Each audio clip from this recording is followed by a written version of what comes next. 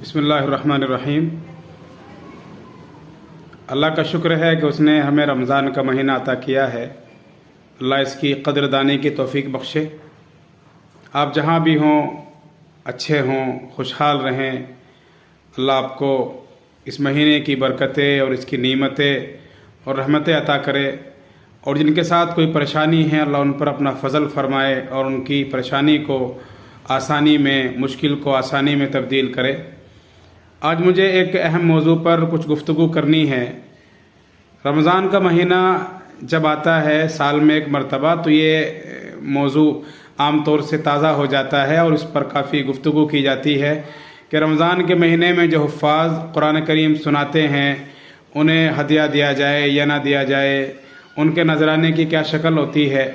इस ताल्लुक़ से मुख्तलिफ़ बातें इससे पहले आ चुकी हैं। अहले इल्म हज़रात ने अपने अपने एतबार से मुकम्मल तहक़ीक़ात पेश की हैं और इसमें दो हिस्सों में तहक़ीक़ात पेश की गई हैं। जैसे कि हमारे दारुल उलूम देवबंद का मौक़िफ़ ये है कि कोई भी शक्ल ऐसी नहीं है कि जो जवाज़ की हो। किसी भी शक्ल में हुफ़्फ़ाज़ को, कुरान करीम सुनाने वालों को कोई नजराना या कोई उजरत या कोई हदिया या तोहफ़ा दिया नहीं जाएगा। वो क़तन इससे मना करते हैं। और कुछ अहबाब हैं जैसे मुफ्ती ज़रवली साहब हैं, वो बिल्कुल कुल्लियतन इसको जायज़ करार देते हैं। लेकिन कुछ अहले इल्म हज़रात ने इसको तत्बीक की शक्ल देने की कोशिश की है और दोनों बातों को समझाया है। और दरअसल जो आयत कुरानी हैं कि अल्लाह ताला फरमाता है कि तुम मेरी आयतों को थोड़ी कीमतों के बदले में न ख़रीदो, या अल्लाह फरमाता है कि हज़रात अम्बिया या नबी अलैहिस्सलातु वस्सलाम कहा करते थे कि मैं तुमसे कोई अज्र नहीं मांगता हूँ, मेरा अज्र तो अल्लाह पर है। ये इस तरह की और जो आयतें हैं जिनको दलील बनाकर ये कहा जाता है कि रमज़ान के महीने में तरावी की उजरत या तरावी का नजराना या हदिया या तोहफ़ा बिल्कुल जायज़ नहीं है, या बाज़ लोग कहते हैं कि जायज़ है। इस ताल्लुक़ से मैं ज़्यादा कुछ नहीं कहूँगा, बल्कि मैं तो मुख्तलिफ़ अहबाब, मुख्तलिफ़ अहले इल्म और फ़ुक़हाए किराम, मुहद्दिसीन इज़ाम, जिनको अल्लाह ताला ने तफ़क्कुह अता फ़रमाया है और अच्छी सोच और समझ अता की है, वो क्या कहते हैं इसके बारे में आप उन लोगों और उन अहले इल्म हज़रात की बातें सुनेंगे तो आपको तशफ़ी हो जाएगी। इन तमाम बातों को मैंने भी सुना, इस ताल्लुक़ से और बहुत सारी चीज़ें देखी। उन तमाम को देखने के बाद लगता है कि वो तबका या वो अहले इल्म जो ये कहते हैं कि हदिये की शक्ल में उन्हें दिया जा सकता है और अगर तय न किया जाए तो उनका एजाज़ और उनका इकराम करते हुए हुफ़्फ़ाज़ को देना चाहिए, मुझे ऐसा लगता है कि उनकी राय ज़्यादा मजबूत है और उनकी राय मुझे ख़ुद पसंद है। अगरचे मैं अल्हम्दुलिल्लाह जब से मैं बालिग़ हुआ हूँ कुरान करीम सुनाता हूँ। अभी भी मैं अल्हम्दुलिल्लाह यहाँ सुजड़ू महदुल बनात अल इस्लामी जो एक बड़ा अहम इदारा है, मौलाना करम साहब नदवी की ज़ेर सरपरस्ती तरक्की की राह पर गामज़न है और दीनी और दुनियावी तालीम को लेकर चल रहा है। मैं यहाँ सुना रहा हूँ और छठे रोज़े को मेरा कुरान करीम इंशाअल्लाह मुकम्मल हो जाएगा। 5-5 पारे की तरतीब है, लेकिन मैं कभी नहीं लेता। बहरहाल ये मेरा ज़ाती फ़ेल है, लेकिन जो मेरे मातहत होते हैं, जो मेरा सामे होता है, अगर कहीं मुझे जाने का इत्तिफ़ाक़ होता है तो मैं कोशिश करता हूँ कि हुफ़्फ़ाज़ को कुछ ना कुछ मिल जाना चाहिए, उनका इकराम होना चाहिए, उनका एज़ाज़ होना चाहिए।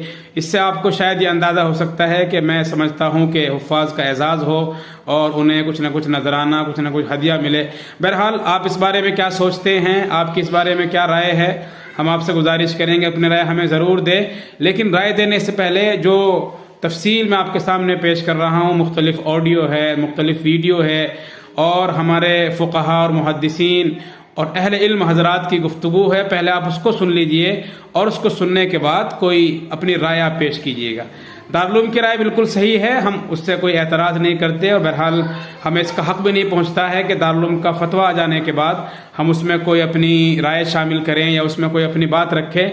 लेकिन दूसरे अहले इल्म हज़रात वो भी दारुल उलूम के फ़ुज़ला हैं, अहले सुन्नत वल जमात में से हैं और दारुल उलूम के क़दरदां हैं और दारुल उलूम से उन्होंने इस्तिफ़ादा किया है, उनकी भी अपनी एक राय है। आप उसको सुन लीजिए और फिर उसके बाद अपनी कोई राय आप पेश कीजिएगा।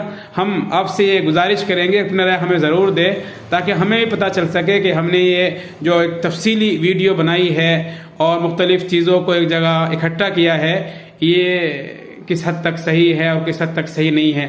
अब एक एतराज़ और कर सकते हैं कि आपको इसकी क्या ज़रूरत थी। बहरहाल ज़रूरत रही है اور ضرورت ہمیشہ رہے گی.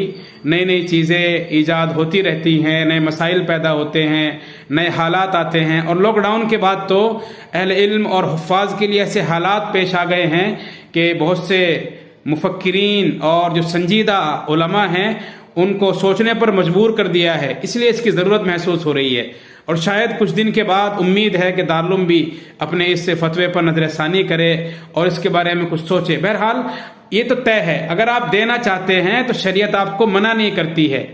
جیسے لینے کے بہت سارے بہانے ہوتے ہیں، اگر آپ حفاظ کو، قراء کو، علماء کو، ائمہ حضرات کو ہدیہ اور تحفہ دینا چاہتے ہیں تو دینے کے لیے آپ بہت ساری شکلیں اختیار کر سکتے ہیں.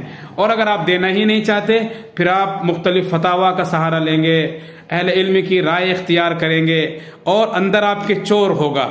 اب سچ میں دینا ہی نہیں چاہتے ہیں اور نہ دینے کا بہانہ آپ ان فتووں سے تلاش کرتے ہیں. اس لیے ذرا سنجیدہ رہیے اور سوچئے اور ان کا اکرام کیجئے. ان کے اکرام میں آپ کا اکرام ہے. ایک بات میں آپ کو اور بتاؤں، ہمارے علماء کا، حفاظ اور قراء کا ایک بڑا طبقہ ساؤتھ کے ایریا کا سفر کرتا ہے.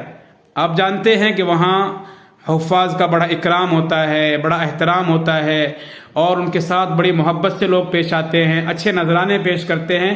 شاید اسی وجہ سے وہ لوگ جاتے ہوں. اور اکثر اہل علم حضرات کو بھی دیکھا گیا ہے کہ ادھر جاتے ہیں اور انہیں اچھے ہدیے ملتے ہیں، اچھے نذرانے ملتے ہیں. تو اس سے پتہ چلتا ہے کہ کچھ نہ کچھ ہے ضرور کہ جو ہمارے سامنے نہیں ہے. بہت ساری باتیں ایسی ہوتی ہیں کہ ان کو کہا نہیں جاتا، لیکن پس پردہ ان کا مقصد اور ان کا جو خلاصہ ہوتا ہے وہ کچھ اور ہی ہوتا ہے. بہرحال آپ اس تفصیلی ویڈیو کو ذرا موقع لگا کر اور وقت نکال کر اس کو دیکھیے اور سنیے اور پھر اس کے بعد کوئی اپنی رائے دیجیے. السلام علیکم ورحمۃ اللہ وبرکاتہ. سامعین، یہاں یہ عرض کرنا بھی بے محل نہیں ہوگا کہ بہت سے حفاظ تراویح صرف کمانے کے لیے پڑھاتے ہیں، حالانکہ قرآن کو کمانے کے لیے پڑھنا سخت منع ہے. حضور صلی اللہ علیہ وسلم کا ارشاد ہے، اقرؤوا القرآن ولا تاکلوا بہ، قرآن کو کھانے کمانے کا ذریعہ نہ بناؤ. ہوتا یہ ہے کہ بعض حفاظ ایک رمضان میں 2 3 قرآن ختم کرتے ہیں. پہلے ایک جگہ 10 دن کی تراویح پڑھا لی، وہاں ہدیے وصول لیے. پھر دوسری جگہ 10 دن کی تراویح پکڑ لی، وہاں بھی نذرانے ہتھیا لیے. پھر تیسری جگہ بھی 10 دن والی تراویح پکڑ لی اور وہاں بھی ہاتھ صاف کر لیے. بہت سے حفاظ وہ بھی ہیں جنہیں قرآن قاعدے سے یاد نہیں، مگر یعلمون تعلمون کر کے قرآن مکمل کرتے ہیں اور جیب گرما لیتے ہیں. بہت سے وہ بھی ہیں جنہیں قرآن بالکل بھی یاد نہیں اور جیسے تیسے کر کے مقتدیوں کی خواہش کے مطابق قرآن کے پورے ہونے کا اعلان کر دیتے ہیں، حالانکہ ایک پارہ بھی قاعدے سے نہیں ہوا اور لمبی رقم ایٹھ جاتے ہیں. ایسے حافظوں کی حوصلہ شکنی کی سخت ضرورت ہے. انہی جیسے لوگوں نے تراویح میں قرآن پڑھنے کو تجارت بنایا ہے. سامعین، تراویح پر اجرت کی کئی شکلیں ہو سکتی ہیں. ایک شکل تو یہ ہے کہ حافظ صاحب تراویح پڑھانے کے لیے باقاعدہ معاہدہ کریں کہ مسجد اتنا دے گی تبھی میں پڑھاؤں گا. دوسری شکل یہ ہے کہ حافظ صاحب کہیں کہ تراویح کے بعد معقول رقم دینی پڑے گی. تیسری شکل یہ ہے کہ امام تراویح کہہ دے کہ ختم قرآن کے موقع پر ہدیے کے نام پر کچھ نہ کچھ دینا پڑے گا. یہ تینوں صورتیں بداہتاً باطل ہیں. یہ کھلم کھلا قرآن فروشی ہے. اللہ نے فرمایا ہے وَلَا تَشْتَرُوا بِآيَاتِي ثَمَنًا قَلِيلًا، یعنی میری آیتوں کو معمولی قیمت میں نہ بیچو.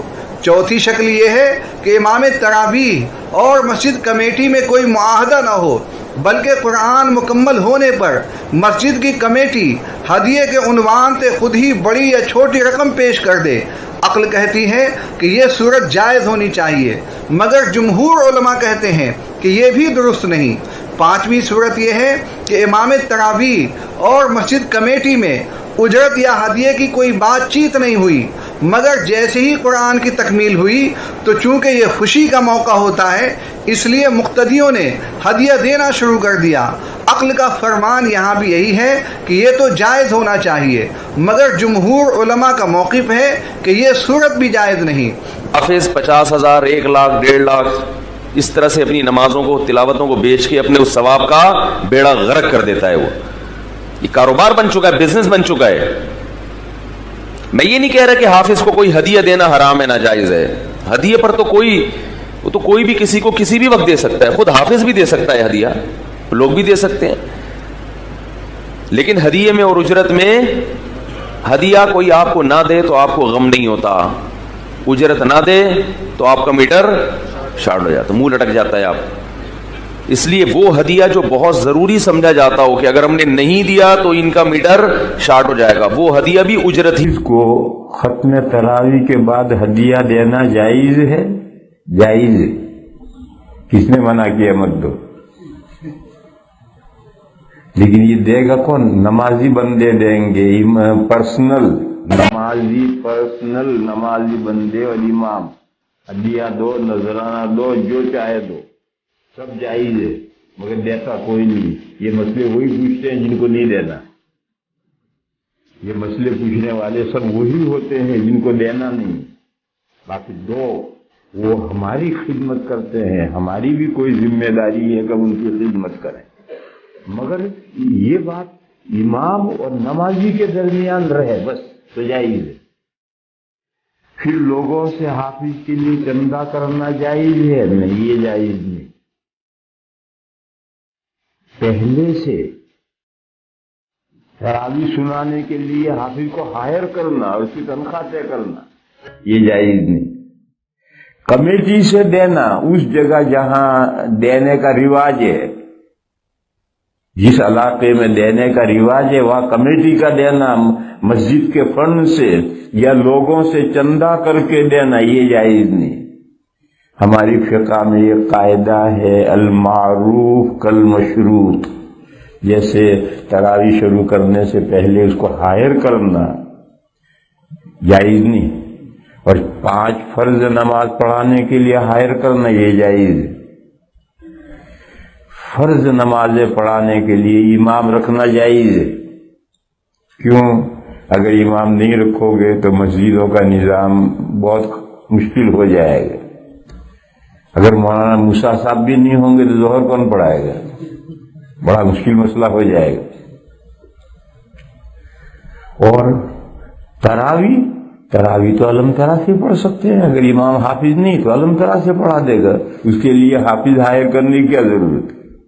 بہرحال تراویح کی امامت یعنی قرآن پاک کے ذریعے سے امامت، قرآن سنانا تراویح میں، اس کے لیے امام کو ملازم رکھنا، نوکر رکھنا، ہائر کرنا، یہ کوئی شرعی ضرورت نہیں ہے، دینی ضرورت نہیں ہے.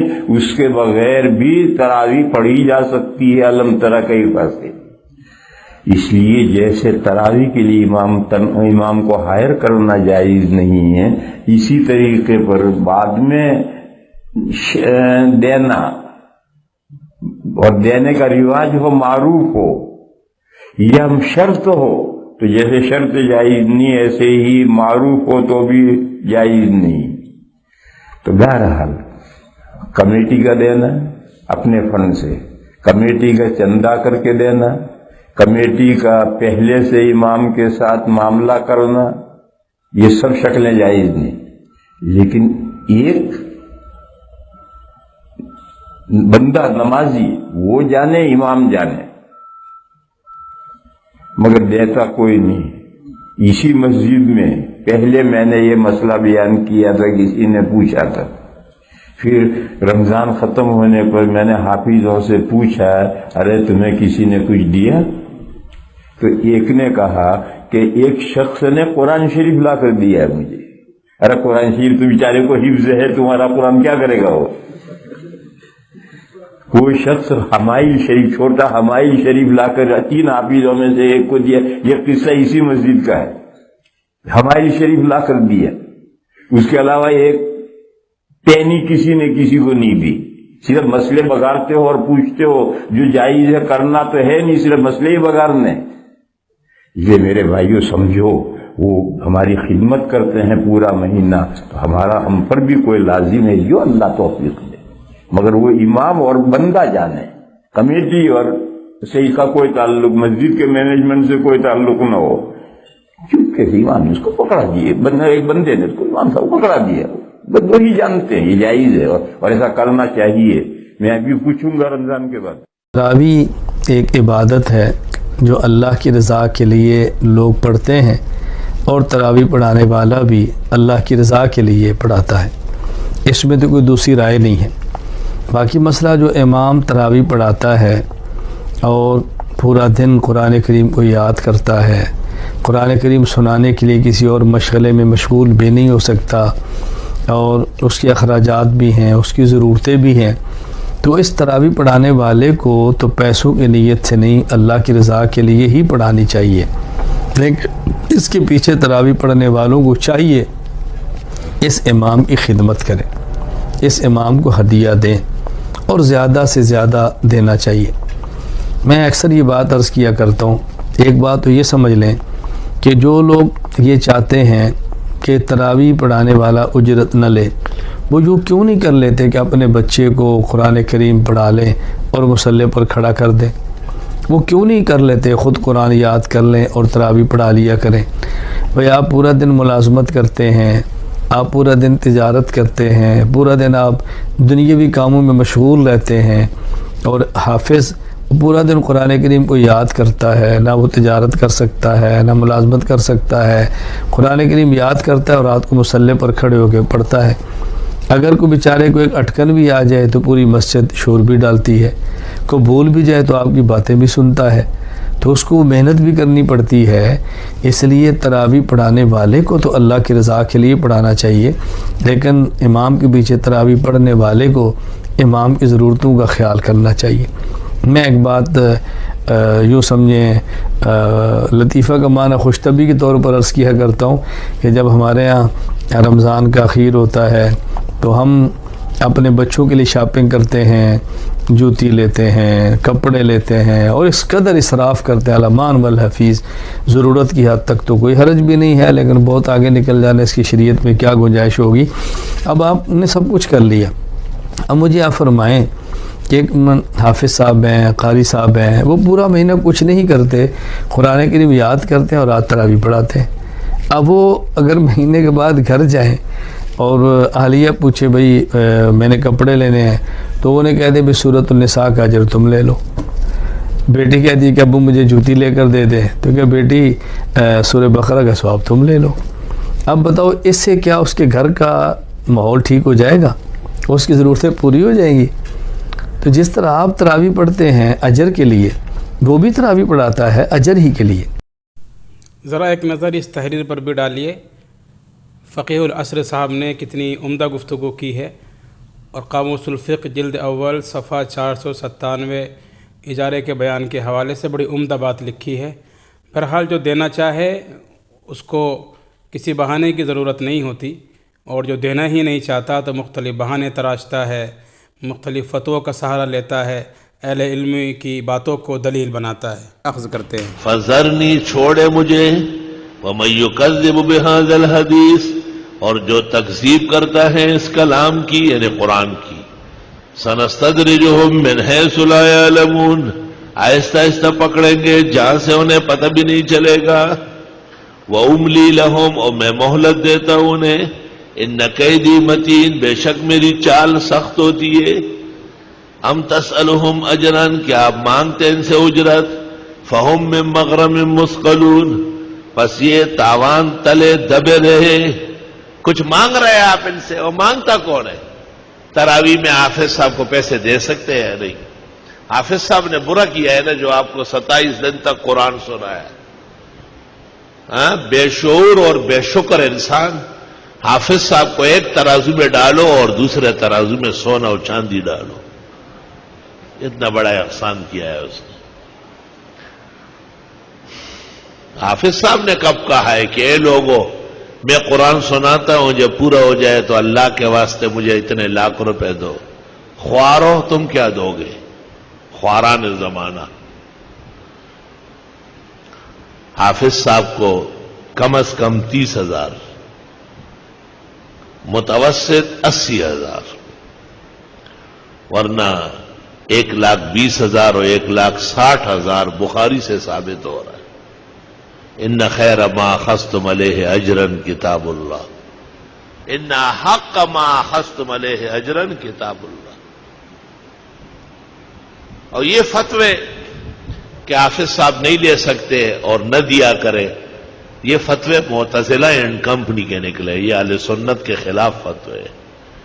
اس فتوے کی بنیاد یہ ہے کہ ایک کے پڑھنے سے دوسرے کو فائدہ نہیں، اور ہمارا ایمان یہ ہے کہ حافظ صاحب کے پڑھنے سے آسمان و زمین قائم دائم۔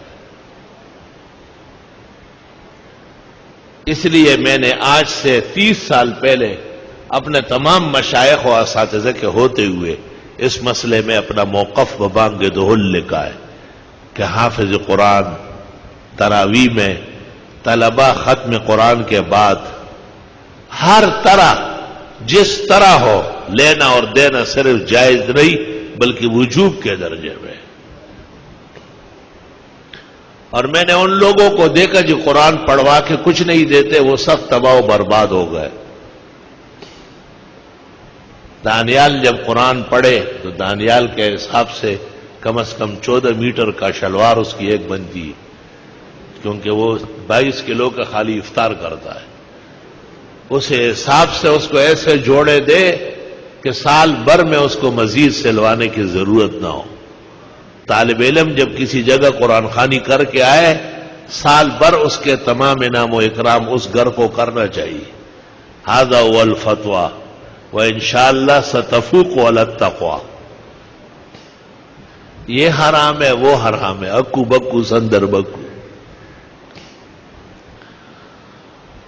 توبہ ام تسألہم اجرا، کیا آپ مانگتے ہیں ان سے؟ مانگتے ہیں کیوں؟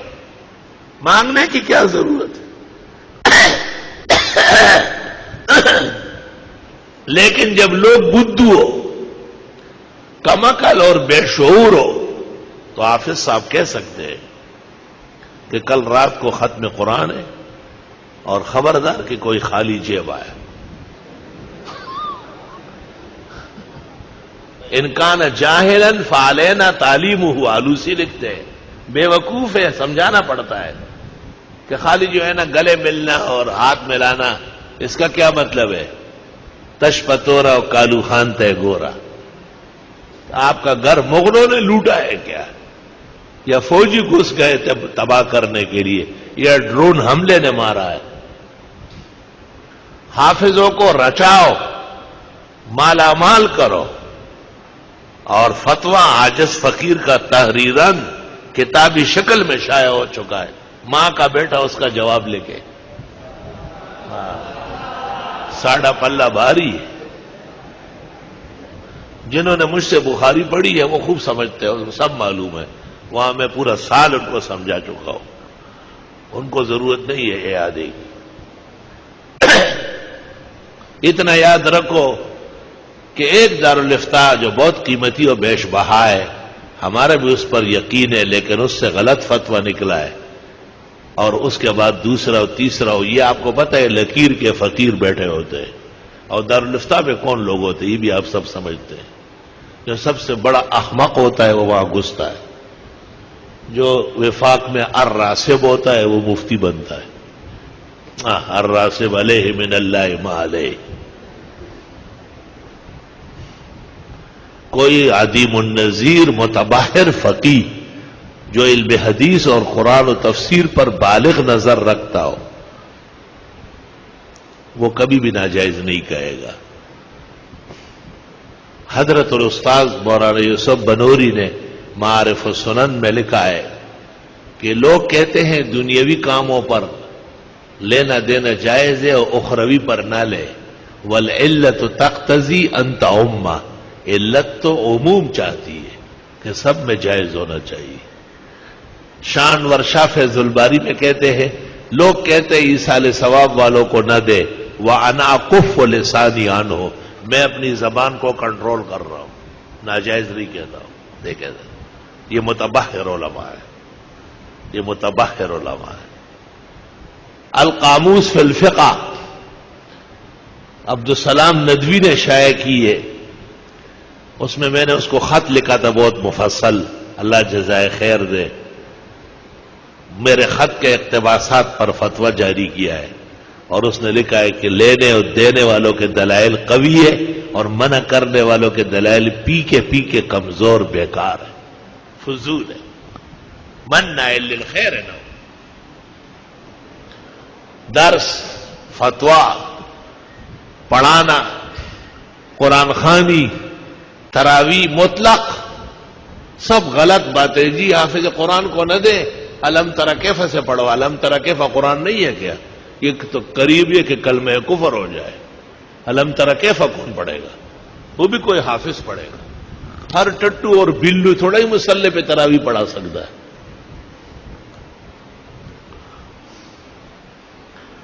یہ بات میں نے اس لیے کہی کہ ہمارے حفاظ بھائیوں کے ساتھ زیادتی ہو رہی اور بلا دلیل و برہان کے ان کو رگڑا جا رہا ہے اور عوام کے ہاتھوں میں گستاخی کا چورا کیا جا رہا ہے کہ دیکھیں ہم تو آپ کے پیچھے پڑتے ہیں مگر آپ نے کچھ لینا نہیں. کیوں؟ وہ آپ کے ہاں بدکاری کرنے آیا ہے کیا؟ اس نے اللہ کے نبی کے مصلی پر آپ کو بہترین اجر اور ثواب کما کے دیا ہے.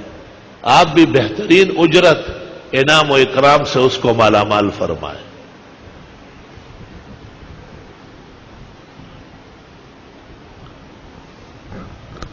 چونکہ یہ فتاوا جو تمام مدرسوں سے شائع ہے ایک دوسرے کو دیکھ کے لکھا ہے اور ان میں کوئی سوچ، فکر، عقل، دانش، شعور نہیں رکھا گیا.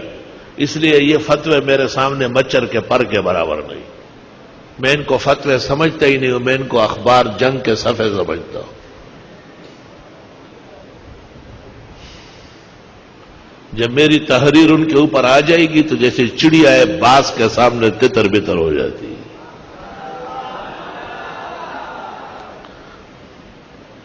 اور نعرے لگاؤ گے، صبر کرو ذرا. ہاں، اس کی برکت ہے کہ روز سیٹ آتا ہے تم میں نوٹ بانٹتا ہے روز. یہ تقریروں سے اس وہ جوش آیا ہوا ہے. کہتے رات کو پھر آ رہا ہوں. میں نے کہا آؤ، روز آؤ.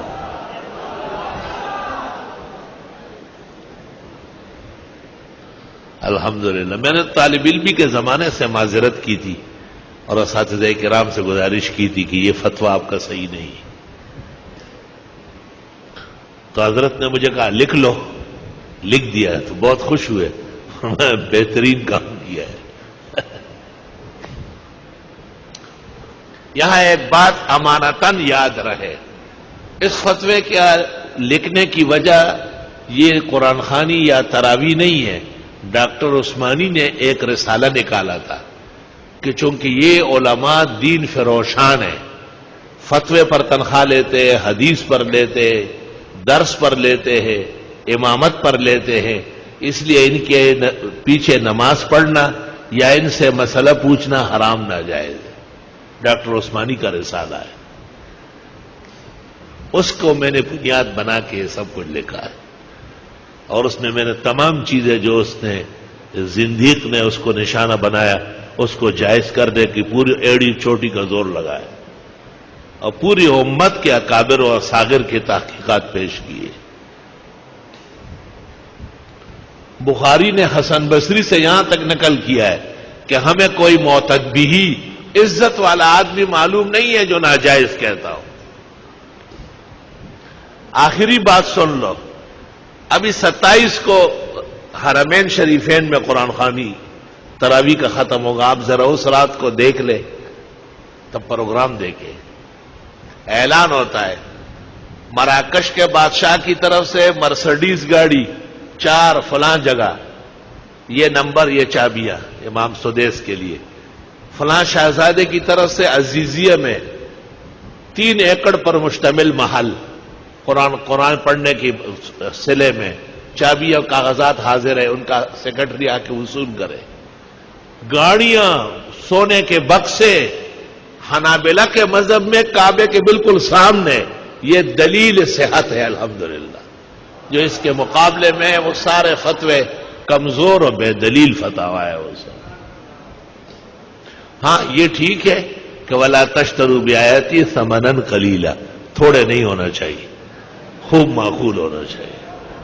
اس لیے وہ سونے کے بکسے اور کوٹھیاں، محلات، بنگلے، مرسڈیز گاڑیاں اور پتہ نہیں دنیا کے کتنے سرمائے، کتنے بینک بیلنس ان کے سفرد ہو جائے.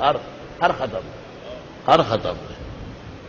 پورا بادشاہوں کے ناموں کا اعلان ہوتا ہے کہ شاہ فہد کی طرف سے یہ، شاہ عبداللہ کی طرف سے یہ انعام و اکرام آیا ہے. تو اللہ نے کیسے مالا مال کیا ہے. اور جو لوگ کہتے ہیں کہ یہ ناجائز وہ ناجائز، انہیں کتنی دقتیں پریشانیاں درپیش ہیں، کیونکہ اس میں قرآن اور پڑھنے والے کی اہانت کا پہلو ہے، اور اس میں قرآن اور پڑھنے والوں کی عظمت کا پہلو ہے. جو قرآن اور پڑھنے والوں کو عظمت دے گا اللہ اسے عظیم بنائے گا.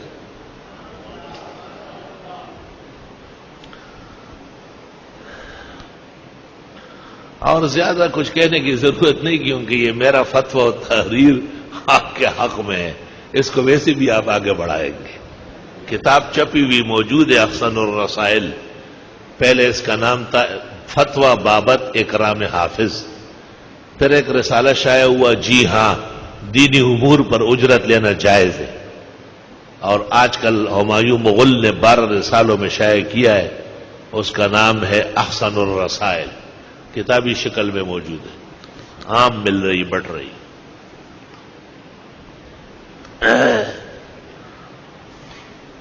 قرآن خوانی کے وقت طالب علموں کو ٹھنڈے شربت، کبھی دودھ کے کبھی پستے بادام کے. قرآن خوانی جب مکمل ہو جائے اعلیٰ قسم کے طعام اور نوٹوں کے لفافے، اور سب طلباء کو سوٹ اور جوڑے. اگر یہ کر لیا گیا تو جس کام کے لیے کیا ہے وہ ہوگا، اور اگر یہ نہیں کیا تو انشاءاللہ تباہ و برباد ہوگا. ہاں یاد رکھنا، طالب علموں کی توہین برداشت نہیں ہے. بالکل طالب علم کسی کے باپ کے مزدور ہے جو ان کے گھر میں 2-2 گھنٹے بیٹھے رہتے ہیں. وہ ان کے گھر کے لیے مدرسے میں آئے تھے کیا؟ وہ اپنے اللہ کے دین کا علم پڑھنے آئے. آپ ان کو گھر لے چلتے، قرآن خوانی کراتے، معزز مہمان کی طرح اکرام دیں گے. اور اکرام بغیر طعام، شراب، کپڑے اور پیسوں کے کوئی معنی ہی نہیں رکھتے تھا. اور کیا اکرام ہوتا ہے. ان خیر ما اخذتم علیہ اجرا کتاب اللہ، ان حق ما اخذتم علیہ اجرا کتاب اللہ. بخاری شریف کے اندر تقریباً 22 جگہ یہ حدیث موجود ہے. بعض لوگ کہتے ہیں کہ جی یہ بیوع میں لایا ہے تو ٹھیک ہے نا، خرید فروخت کے طور پر بھی ثابت ہے. کبھی کہتے ہیں یہ غنائم میں لایا تو کیا فضائل قرآن میں نہیں لایا؟ کیا فضائل قرآن میں بھی تو ذکر ہوا ہے. بات ہی ختم ہو گئی. ام تسألہم اجرا، کیا آپ مانگتے ہیں ان سے اجرت؟ مانگے نہیں تبلیغ والوں کی طرح چند نہ مانگے، بندہ مانگے کہ تو چل ساتھ. فہم من مغرم مثقلون، پس وہ اس کے بوجھ تلے دبے ہوئے ہیں. ام عندہم الغیب، یا ان کو علم غیب ہے. فہم یکتبون، پس یہ لکھ رہے ہیں. طالب علمی کے زمانے میں ایک سیٹ آیا اور مجھے کہا کہ طالب علموں کو لے جانا ہے قرآن خوانی کے لیے، میں گاڑیاں لے آؤں گا، چھٹی ہے، کل جمعہ ہے آپ کی، ناشتہ بھی وہیں کر لیں گے اور قرآن شریف پڑھ لیں. ہم چلے گئے وہاں. اس زمانے میں جبکہ ہمارا وظیفہ درجہ رابعہ سے دور حدیث تک صرف 11 روپے تھا، اس میں 1 ٹک کا اضافہ نہیں ہوا پورے 5 سال میں. ایشیا کے مقتدر ادارے میں 1 پائی اضافہ نہیں ہوا. اس نے 5-5 روپے بانٹے. میں نے لڑکوں سے کہا مت لے. اس نے کہا کیوں؟ میں نے کہا 50-50 دے دے. وَلَا تَشْتَرُوا بِآيَاتِي ثَمَنًا قَلِيلًا، قلیل نہیں لینا ہے. اس نے کہا 50 روپے ایک طالب کو؟ میں نے کہا ہاں ایک کو. کیوں؟ 100 دے دو. کبھی بھی نہیں. میں نے کہا ٹھیک ہے تو ہم دعا کرتے. میں نے طالب علموں سے کہا اس کے تباہی کی دعا کرو. اس نے کہا صبر صبر صبر. اٹھ کے چلا گیا اور 50-50 لے آیا کہ یہ لے لو اللہ کے واسطے، ہمیں دعاؤں میں یاد رکھو. میں نے کہا بس جب بھی آپ نے کمی کی پھر دیکھو ہمارا توپ کا منہ ادھر ہو جائے گا. ایک دن حضرت الاستاذ حضرت اقدس مولانا بن نوری نے اعلان کیا درس میں کہ میرا ایک دوست ہے، اس کا کاروبار بہت کمزور ہو گیا، طالب علم قرآن شریف پڑھ لے، ان کے لیے دعا کر لے. دارالحدیث میں سپارے تقسیم ہو گئے، ہم نے قرآن شریف پڑھا. حضرت بھی اپنے سیٹ پر بیٹھے، सिपारा पढ़ रहे थे, पूरा सिपारा पढ़ लिया मौलाना साहब। फिर वो सेठ साहब आया, उसने हजरत से कहा कि तालिब इल्मों की खिदमत कर सकता हूं? हजरत ने कहा बिल्कुल, बहुत जरूरी है। और बुखारी की हदीस सनदन मतलन वही लदीक की अबू सईद खुदरी की खूब पढ़ने लगे। तो उसने कहा मैं अभी आता हूं। वो चला गया घर, और हम खूब दुआएं करते थे कि अल्लाह खूब पैसे ले आए। वो भी एक बंडल ले आया, हजरत साहब को कहा कि 50-50 आपने फरमाया बहुत है। उस जमाने में 50 रुपए किसी मुदर्रिस के पास भी नहीं होते थे। तो हजरत मौलाना रहमतुल्लाह अलैह ने वो पैसे लेके फरमाया कि मैं खुद तकसीम करता हूं ताकि मेरे शागिर्द इसको नाजायज न कहे। हमने दरखास्त की कि आप अपनी जगह बैठे, हम यही आके लेते हैं। हजरत ने कहा अच्छा, वरना आप बाकायदे ऐसे उठ के जाने लगे थे। हमने कहा हजरत आप अपनी जगह तशरीफ रखें, हम सब मिल के जो है एक एक आते रहेंगे। हजरत मौलाना के मुबारक हाथों से अल्हम्दुलिल्लाह हम ले चुके हैं।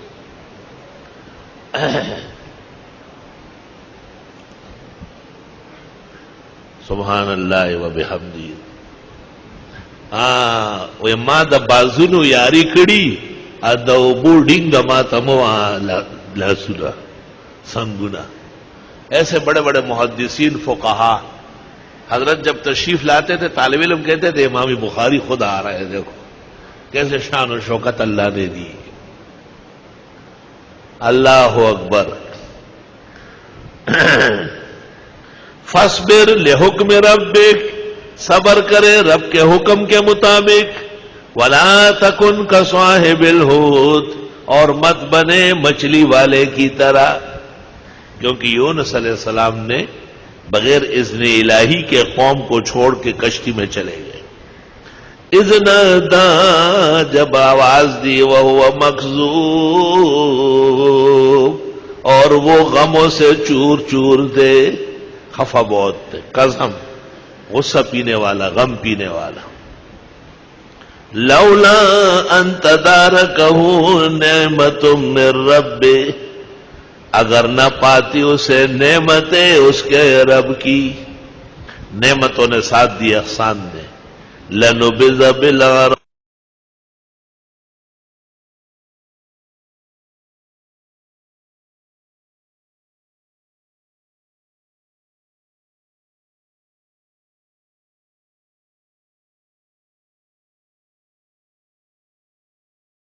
अल्हम्दुलिल्लाहि वहदहु ला शरीका लहु वस्सलातु वस्सलामु अला मन ला नबिय्य बअदा। तरावी एक इबादत है जो अल्लाह की रज़ा के लिए लोग पढ़ते हैं, और तरावी पढ़ाने वाला भी अल्लाह की रज़ा के लिए पढ़ाता है। इसमें तो कोई दूसरी राय नहीं है। बाकी मसला जो इमाम तरावी पढ़ाता है और पूरा दिन कुरान करीम को याद करता है, कुरान करीम सुनाने के लिए किसी और मशगले में मशगूल भी नहीं हो सकता, और उसके अखराजात भी हैं, उसकी ज़रूरतें भी हैं, तो इस तरावी पढ़ाने वाले को तो पैसों की नीयत से नहीं, अल्लाह की रज़ा के लिए ही पढ़ानी चाहिए।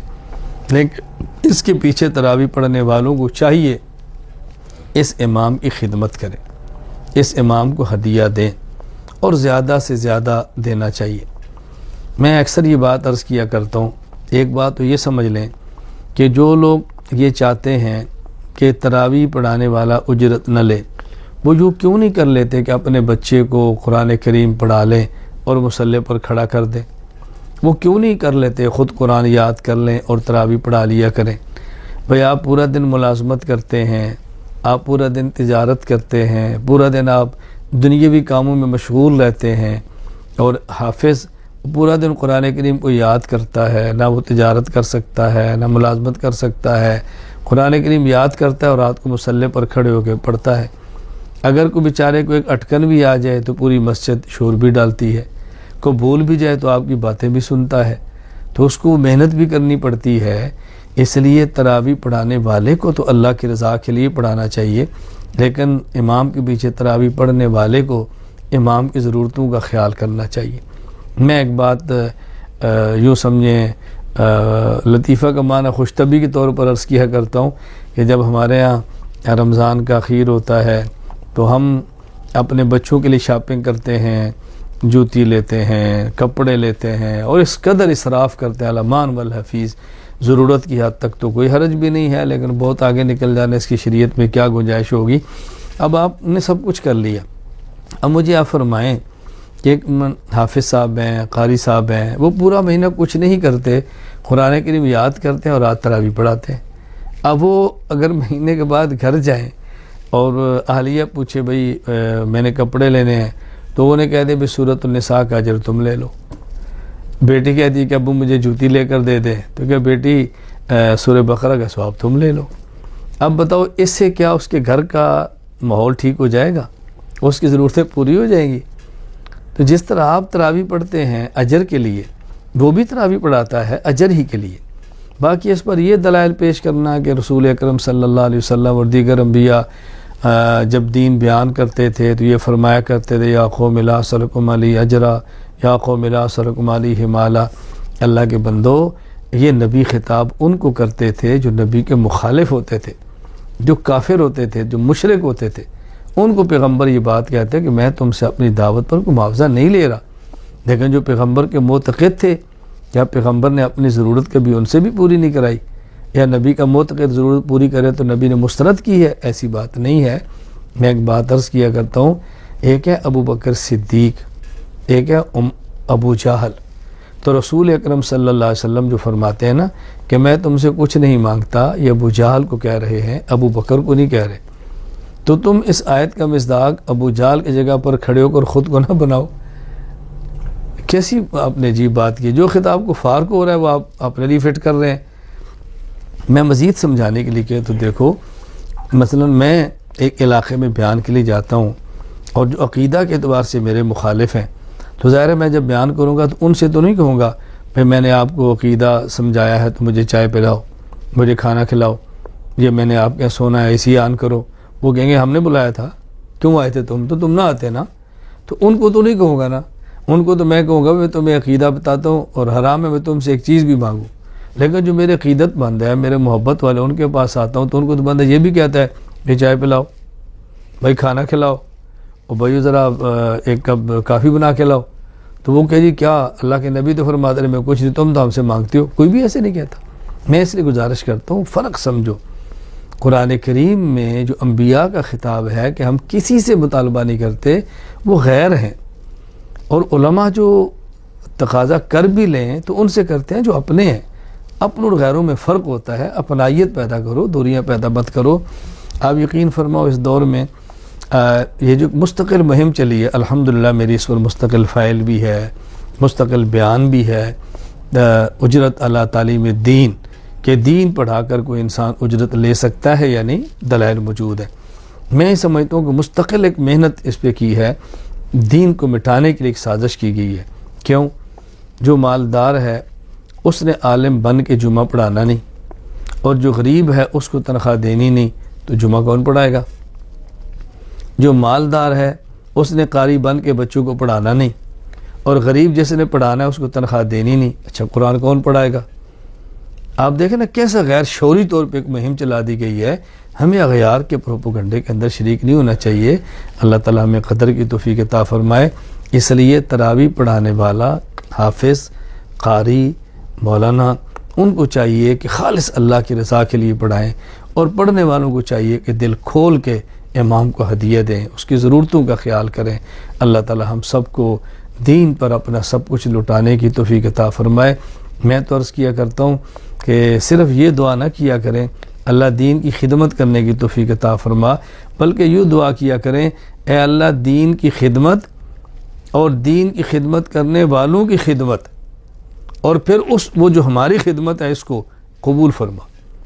دین کی خدمت کرنے کی توفیق دے، دین کی خدمت کرنے والوں کی خدمت کرنے کی توفیق دے، اور پھر جو ہم نے خدمت کی اس کو اپنے کرم سے قبول فرما۔ وآخر دعوانا الحمدللہ رب العالمین۔